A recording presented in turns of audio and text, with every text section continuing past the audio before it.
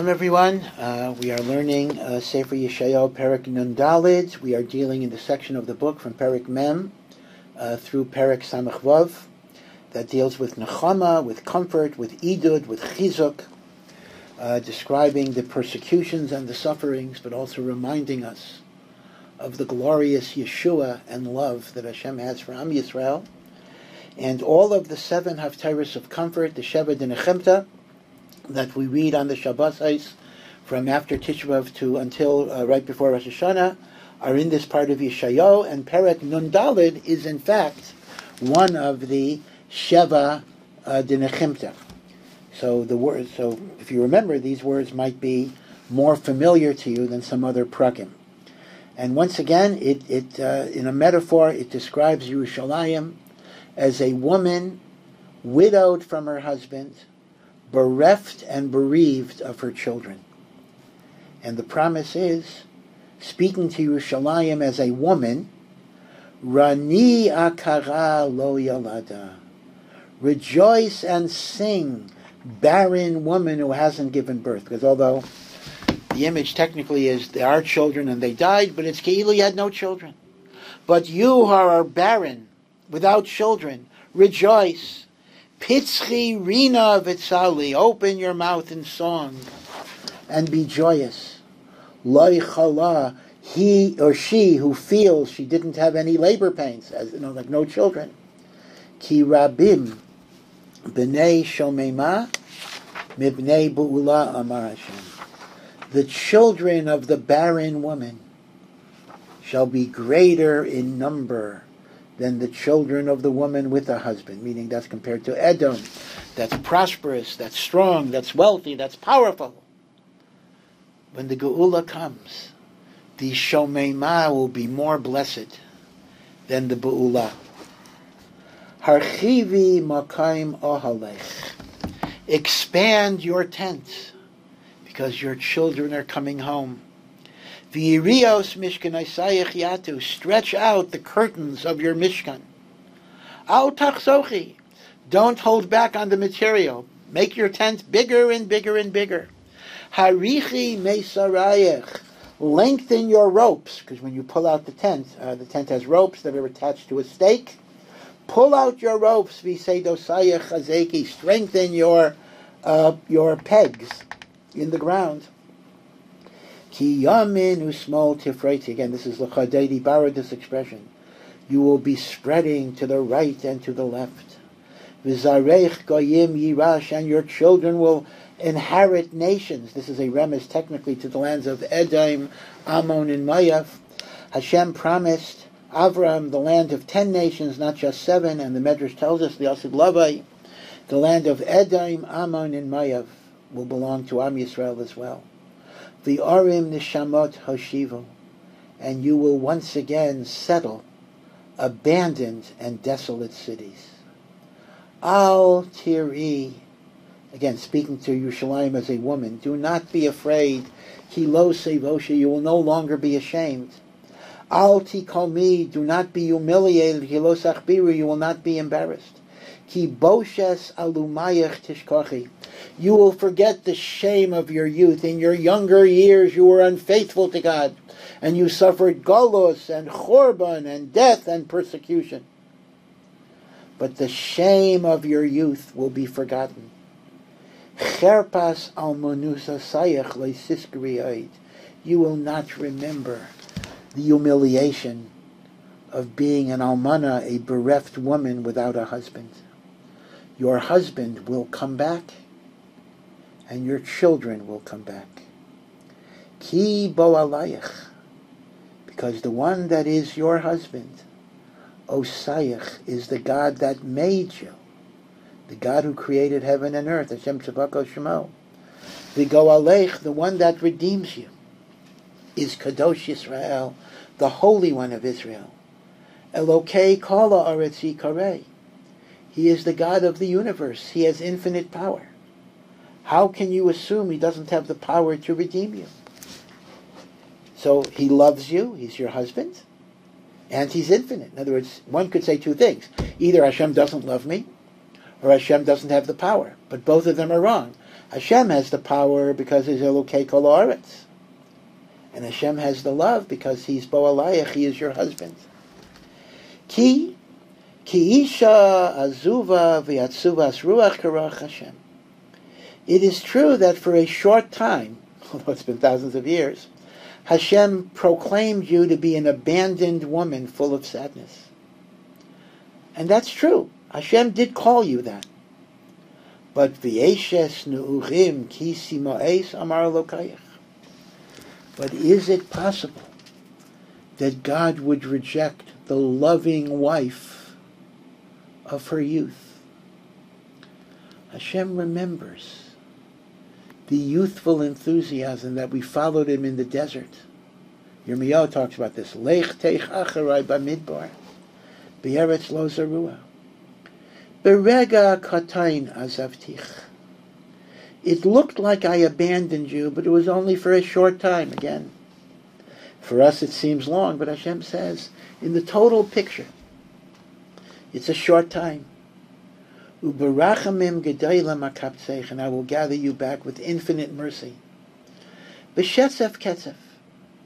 There was a short period of anger. Istarti panai rega mimech. For a rega, I concealed my face. Ubechesed olam richamtich. But the mercy that I will show you will be forever and ever and ever. Amar go'alech Hashem, says your Redeemer, HaKadosh Baruch Hu. Ki mei noyach zaisli. The Golos and the Chorban are like the flood that I brought in the days of Noach. Asher nishbati. After that flood, I swore, Me'avor mei Noach oid al haaretz, I will not destroy the world again. Kein nishbati mikseif alaycha migarbach. The same way after the flood of Noach, I swore I would never bring it again. So too, I swear to you now, that after this Golos is over, this is the final Golos, there will never be anger again. Ki heharim yamushu, because even if the mountains move, which will normally not happen, hagvaos tumutana, and the great hills falter and collapse, meaning even if the mountains were to move, chasti mi'iteich lo yamush, my loving kindness towards you will never move. Baris shalomi lo samutz, my covenant of bringing you shalom shall not falter, meaning even if the mountains move, this love will not falter. Amar merachamei Hashem, says the one who has mercy to you. Just a little ha'ara. The mabul here is described as Mei Noach, and Yehuda Halevi got this in Yom Shabbosain, Kasher Nishpata al Mei Noach. The Zohar HaKadosh says, why is the mabul called Mei Noach? Because Noach is actually considered to be an achra'oi for the mabul, although he was the only tzaddik of the generation. But the Zohar says Noach was not mispalel for his generation.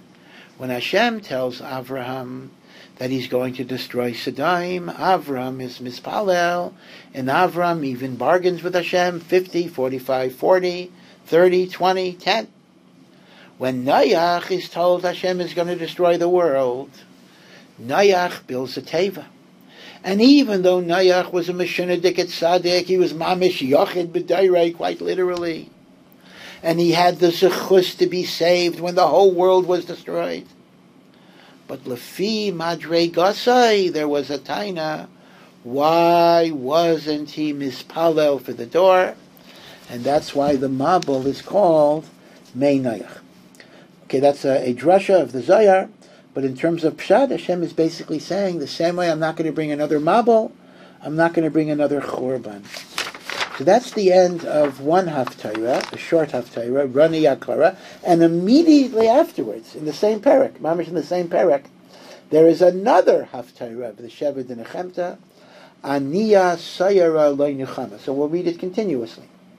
This is Pasuk Yud Aleph, Aniya Sayara. Now, there's a bit of a biblical pun here. Aniya with an aleph means a boat. Sayara is tossed on a storm, a boat on a stormy sea. So one would be tempted to translate Aniya Soara, that the life of the Yid in Golus and Chorban is like a boat that is tossed on a stormy sea. However, that would not be a correct translation, because the word Aniyah in Pasuk Yud Aleph is not with an Aleph, it's with an Ayin. So it actually means afflicted, impoverished woman that is storm-tossed on the sea. But again, the Rishonim say that this is actually a pun. Aniyah means poor person, afflicted person, but because it has the same sound as boat, storm-tossed boat. Lo nuchama. You who are storm-tossed, impoverished, persecuted, with no sense of comfort, don't give up. Hashem says, Hine aneichi marbitz bapuch avanayich. There will come a time that the very stones of your street will be covered with jewels. Puch are jewels. V'sadetich b'sapirim, and the foundations of your homes will be with sapphires. V'samti chadkaid shimshai sayach. So shimshai sayach, which really means your son, it refers to the windows, S-U-N, that let in light. Your windows will be bordered with jewels. Sha'arayach li'avnei ekdach, your gates will be comprised, again, of cut precious stones. V'chol gvuleich li'avnei chayfetz, and all of your borders, I mean all of your territory, will have jewels. Now again, we don't really know. The Rambam says in Hilchos Melachim that all of these miraculous descriptions are really metaphors for peace, for serenity, for Torah, that it doesn't necessarily refer to actual jewels. Our children could be our jewels, and indeed the next pasuk will mention Banim. So the Rambam says that this is understood as a mashal for prosperity, for hatzlacha, and for ruchnius. However, there is at least one Gemara that indeed takes it very literally. The Gemara in Bava Basra says that Rav Yochanan taught that the gates of Yerushalayim will be 100 amos of jewels. Huge! And the Gemara gives an interesting story. A certain Talmud is hearing this and is thinking to himself, it's a Baba Maisa, it can't be true. And one time he's on a sea voyage, and he sees Malachim and the ocean. They're cutting huge slabs of jewels, of rubies and sapphires, huge slabs, and they're cutting them into 100 amma long things. And he hears them talking that these are for the gates of Yerushalayim. And he's so excited because the Talmud now knows everything Rav Yochanan told him is emes. And he goes back to Rav Yochanan and he says with such excitement, Rebbe, everything you said is emes. I saw it with my own eyes. But unfortunately for that Talmud, Rav Yochanan's reaction was not so great. Rav Yochanan said to him, until you saw it, you didn't have amunas chachamim. And he looked at him, and that was the look of death, and the Talmud burnt up. He became a gal shalat samay. So I don't know what to say. On one hand, we have the Rambam that tells us this is a mashal. On the other hand, we have the Maimer of Rabbi Yochanan that indicates it was literally emes. So one needs to try to reconcile this. And Pasuk Yud Gimel gives us the best blessing of all that we say every day in Eretz Yisrael. V'chol banayach limudei Hashem. All of your children will be learned in the Torah of Hashem. V'rav shalom banayach. And your children will have inner peace and serenity. Now we also know that Chazal have a famous drasha on this, that Talmidei Chachamim make much peace in the world, because you read Rav Shalom Banayach, don't read it Bonayach ela Bonayach, those who build up the world. Talmidei Chachamim bring Rav Shalom. Okay. Pasuk Yudalet goes on, Bitzdaka tekainani. But you will be established. in righteousness, meaning there will be righteousness and charity in the new Yerushalayim that will be created. Rachaki me'oshek, you will be far away from any type of oppression. Ki lo sirai, do not be afraid. Umemechita ki lo sikra velecha. Those things that break a person's spirit will no longer be there when the Geula comes.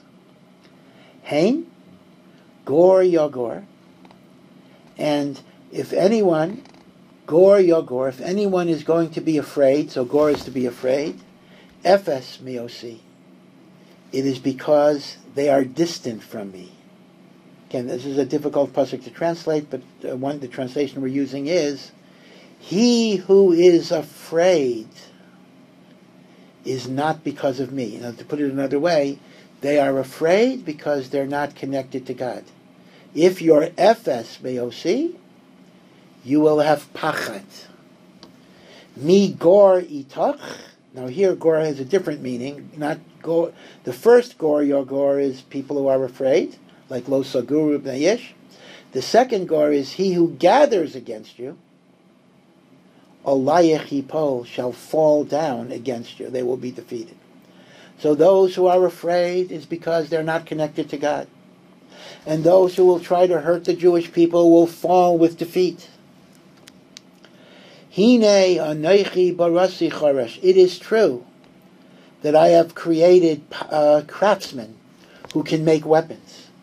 Nofeach b'yesh pechem. They can blow into the fire and create charcoal to make weapons. Umotzi klei l'maseyu. And they could create powers that can destroy you. Iran could create an atom bomb. Anochi barasi mashchis l'chabel. Yes, I enable them to make weapons, but I can also create that which will destroy those weapons.